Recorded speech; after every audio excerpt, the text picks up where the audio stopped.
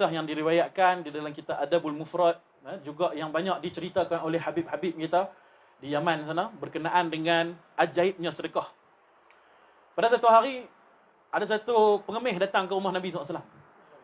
Waktu tu, Nabi dengan isi rumah Nabi ni 3 hari tak berasap dapat. Tak ada makanan di rumah. Jadi bila pengemis datang, Nabi ni sangat pemurah orang dia. Nabi tak sanggup nak kata tak ada balik macam tu saja. Sedangkan rumah Nabi sendiri pun tak berasap 3 hari lah. Hanya minum air kosong saja. Minum air kosong saja. Jadi macam mana ni? Takkan kita nak biarkan pengemis pergi daripada rumah Rasulullah dalam keadaan tangan kosong? Maka Rasulullah pun tanya pada Aisyah, Aisyah pergi ambil saya punya jubah. Salah satu jubah Rasulullah.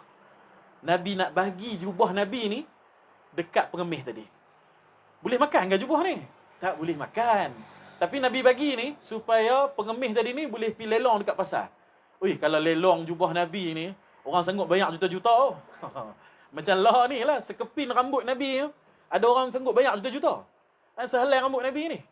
Apatah lagi mangkuk, mangkuk yang tinggalan-tinggalan Rasulullah ni, harga berjuta-juta.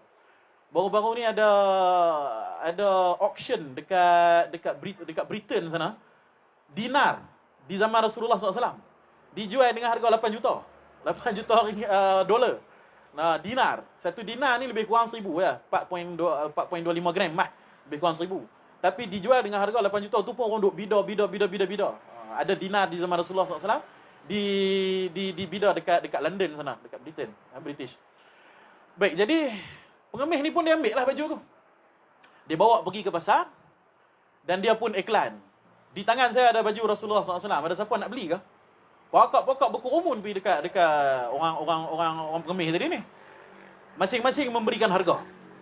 Kemudian ada satu orang kaya. Orang kaya di Madinah. Dia ni buta.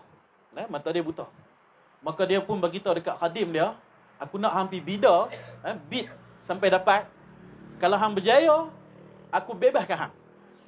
Jadi dia punya khadim dia ni, hamba dia ni pun pergi dan cuba bida harga. Seorang ni bagi berapa ribu dinar, ni berapa ribu dinar.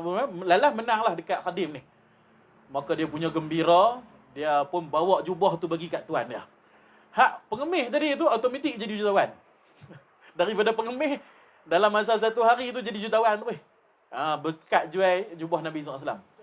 Maka diambillah jubah tadi tu bagi dekat si buta tadi yang kaya tadi ni. Maka orang buta tadi ni pun dia telah letak jubah Nabi SAW di wajah dia. Dia berdoa kepada Allah, ya Allah, dengan barakah Rasulmu, sembuhkanlah buta aku. Dia bubuh kat muka dia. Dia buka mata dia boleh tengok semula. Itu mukjizat. Mukjizat para nabi. Dikatakan jubah para nabi ni mempunyai, kita kata, syifa, penyembuhan. Antaranya disebut di dalam Al-Quran. Dalam surah Yusuf ayat 96. A'udzubillahi minasyaitonirrajim. Falamma an ja'al basyiru alqahu ala wajhihi fartadda basira. Qala alam aqul lakum inni a'lamu minallahi ma la ta'lamun.